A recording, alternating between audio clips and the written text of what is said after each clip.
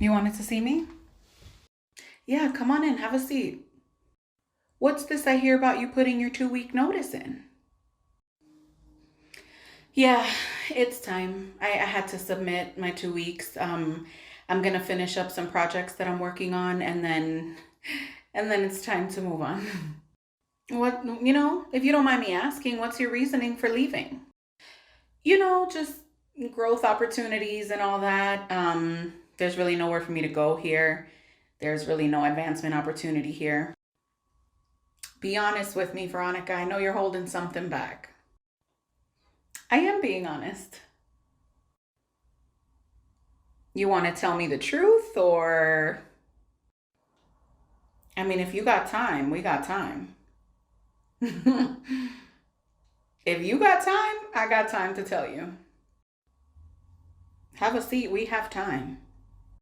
Well, I mean, basically, everything that happened after my cousin passed away. I was treated horribly. They really made my life hell. They were not willing to work with me and assist me. I know that they're not required to, but they want to instill this culture of family and work family, and we have each other's back when it's needed. But when it's actually needed, that work family was nowhere to be found. And then, they want to ask me for a favor, and I said no, and I got called into 4 meetings, and I got, basically they tried to guilt trip me into feeling bad about it. They tried to make me feel like a horrible employee. They tried to gaslight me into believing that I did something wrong. Like, there was just a lot going on, and I couldn't take it anymore. Even after you approved me to have my day off on Mondays, they also tried to get me to come in on Mondays during certain weeks, and it's a lot. Veronica, what concerns me is that my door's always open. You could have come up here anytime you had an issue. For what? I would have been knocking at your door every 5 minutes. There's a certain point that you just decide, okay, this is just not for me anymore, and you have to move on. I would have loved to be able to come up here and tell you every 5 minutes, hey, this is what's going on. But number one, you're not going to be here forever. So that retaliation would have been on me. And then not only that, there's like micro retaliations where they can make my life hell without it being big enough for me to file a formal complaint. So they knew exactly what they were doing. But it's time for me to go. And I actually feel sorry for you because you're the head honcho, right? You have people under you that you're supposed to trust to take care of your employees. And when those people are not doing it, that's why you're losing so many good employees. I mean, if you've ever taken a notice of the turnaround that you have, even in my department alone, that should be an indicator. There's something going on. People don't leave because of money. Most of the time, people leave because of bad management, and people have been dropping left and right from here.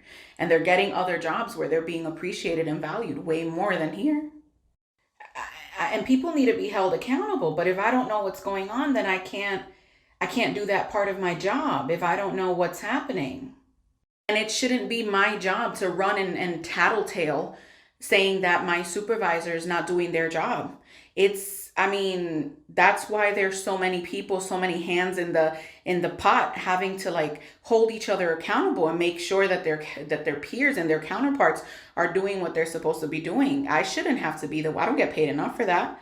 I shouldn't have to be the one saying, hey, this person's really not doing what they're supposed to. I know that it helps when employees come and complain, but do you guys really ever do anything about it? Probably not. In my experience, nothing has ever been done about it.